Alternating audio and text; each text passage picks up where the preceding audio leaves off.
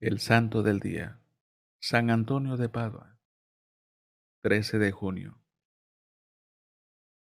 Nació San Antonio en Lisboa en 1195. Antonio fue un santo franciscano de origen portugués, sacerdote y doctor de la Iglesia. Su nombre de nacimiento era Fernando Martins. Era hijo primogénito de Martín de Alfonso, caballero portugués descendiente de nobles franceses, los Bouillon, y de María Tabeira. Estudió en la escuela catedralicia, donde un tío suyo era maestrescuela. Más tarde, en torno a 1210, ingresó en el monasterio de canónigos regulares de San Agustín de San Vicente de Fora, cerca de Lisboa. Allí tuvo como maestros al propio prior Pedro y a un hombre de amplios conocimientos como Petrus Petri. Pero su familia y amigos no aceptaron su vocación y trataron de hacerle abandonar. Para evitar estas presiones renunció a la herencia familiar y se trasladó en 1212 al monasterio de Santa Cruz de Coimbra, importante centro de enseñanza religiosa que contaba con una gran biblioteca. En este otro lugar recibió la influencia de la Escuela Teológica de San Víctor, París, a través de profesores que habían estudiado allí. Tampoco en Coimbra encontró tranquilidad, pues el monasterio se vio afectado por el enfrentamiento entre el rey Alfonso II de Portugal y el Papa Inocencio III.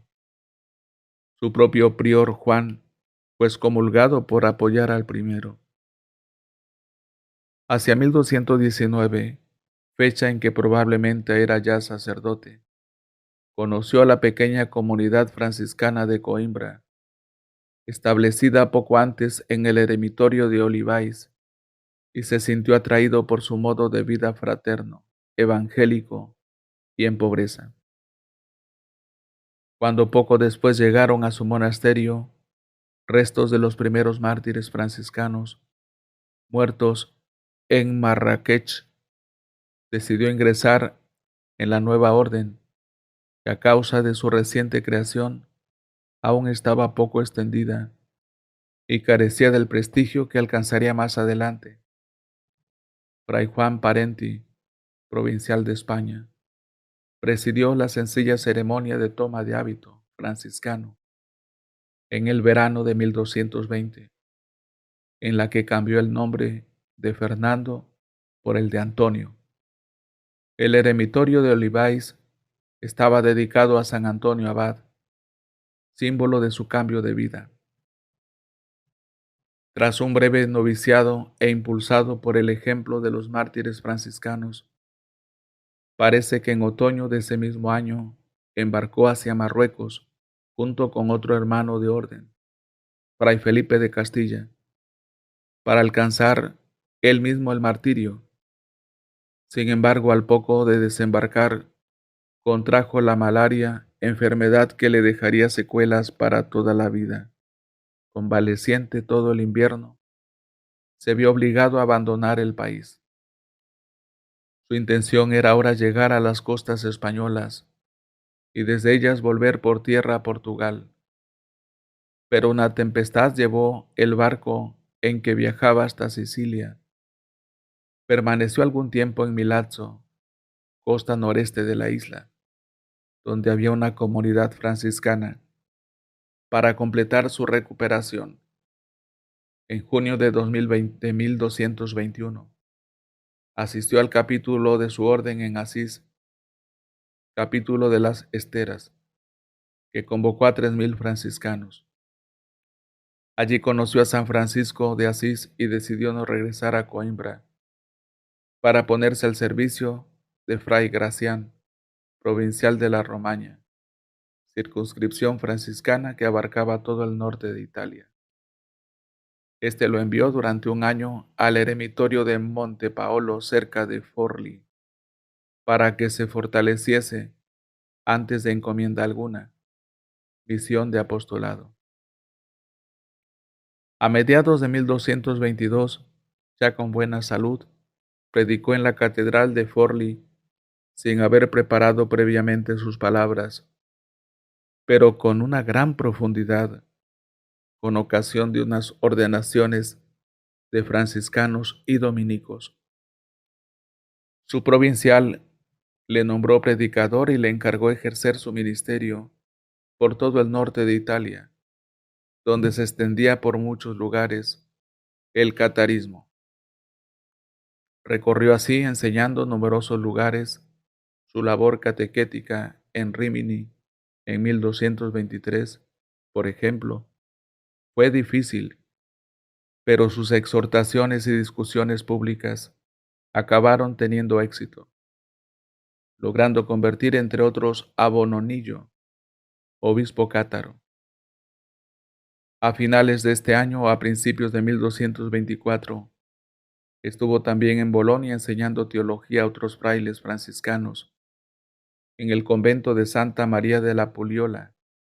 Fue el primer maestro de la orden, recibiendo para ello el permiso de San Francisco, que le escribió una carta llamándole mi obispo. Hacia 1224 o 1225, sus superiores lo trasladaron al sur de Francia, donde los albigenses tenían más fuerza que en Italia. Su método para combatir la herejía consistió en llevar una vida ejemplar, en charlas con los no creyentes y en catequesis para fortalecer la fe de los cristianos. Prosiguió su enseñanza teológica en Montpellier, donde se formaban los franciscanos y dominicos que iban a predicar en la región, y Tolosa, ciudad con fuerte presencia albigense, además de ser guardián del convento de Le Puy en Velay, al oeste de Valence y Lyon. Y desde el capítulo de Arles de 1225, custodio de Limoges. Como tal, estableció la residencia de los franciscanos de la ciudad en una antigua eremita benedictina y fundó un convento cerca de Brieve. A finales de 1225 participó en el Sínodo de Bourges, que examinó la situación de la región. San Antonio de Padua señaló a los prelados la necesidad de vivir sencillamente para dar ejemplo. El obispo de Bourges, Simón de Sully, respondió a sus palabras y aplicó en lo sucesivo la reforma de costumbres, ayudándose de franciscanos y dominicos para la evangelización de su diócesis.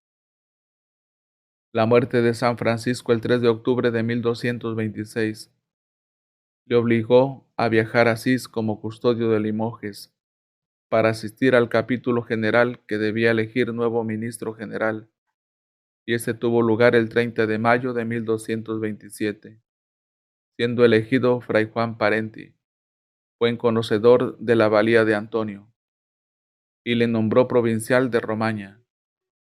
Muy querido por sus frailes, recorrió los lugares de su provincia donde había conventos franciscanos.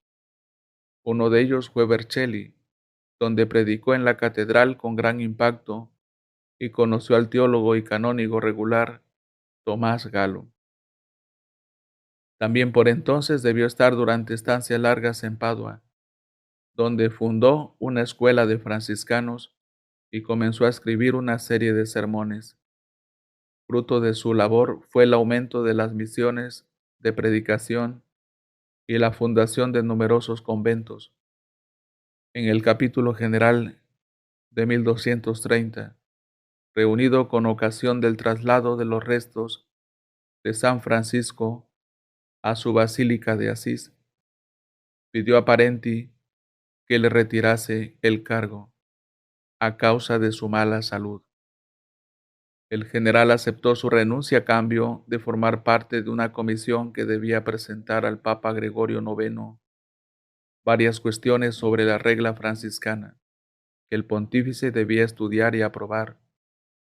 Ante él y la curia romana predicó por entonces Antonio, siendo escuchado con entusiasmo. El Papa lo llamó Arca del Testamento. Es posible que colaborase en la redacción de la bula Quo Eloganti, respuesta a los problemas planteados por la orden al pontífice. Después marchó al que sería su último destino, Padua, en la que se entregó con tal ardor que en lo sucesivo a su nombre quedaría asociado el de la ciudad, Antonio de Padua. Se instaló primero en la capilla de la Archela, junto al convento de Clarisas, pero solía predicar en el convento franciscano de Santa María Extramuros de la ciudad. Escribió por petición del cardenal Reinaldo del Segni, que fue el futuro Alejandro IV, una serie de sermones según las fiestas del año litúrgico, y predicó hasta el agotamiento de la Cuaresma de 1231. A sus sermones diarios asistió gran parte de la ciudad y consiguió del Consejo Mayor de la ciudad la liberación de los deudores presos por no tener medios con que pagar sus deudas. Poco después, el podestá Esteban Badoer le rogó que solicitase al poderoso Ezzelino IV da Romano la liberación de varios nobles paduanos que tenía prisioneros. De este modo viajó a Verona y se entrevistó con Ezzelino, aparentemente sin éxito, si bien unos meses después de la muerte de Antonio, acabaría por ceder. En mayo, habiendo empeorado su salud por el viaje, se retiró al cercano lugar de Campo San Piero para descansar y terminar de escribir los sermones. Pero la gente tuvo conocimiento del lugar en que estaba y acudió en masa a oírle y pedirle consejo. El primer viernes, el viernes 13 de junio, sufrió un colapso y ante el próximo fin pidió que le trasladasen a Padua. Así se hizo, aunque para evitar las multitudes se detuvieron en la Archela, donde murió Antonio esa misma tarde, tras recibir la extrema unción y recitar los salmos penitenciales. No tenía aún 40 años y había ejercido su intensa predicación poco más de 10. Orador sagrado, fundador de hermandades y de cofradías, teólogo y hombre de gobierno, dejó varios tratados de mística y de ascética, y se publicaron todos sus sermones. Un año después de su muerte fue beatificado. Su culto, muy popular, se generalizó a partir del siglo XV. Su representación más valiosa se debe a Goya, quien lo plasmó en San Antonio de la Florida. Fue proclamado doctor de la Iglesia en el año 1946. Su fiesta se celebra el 13 de junio.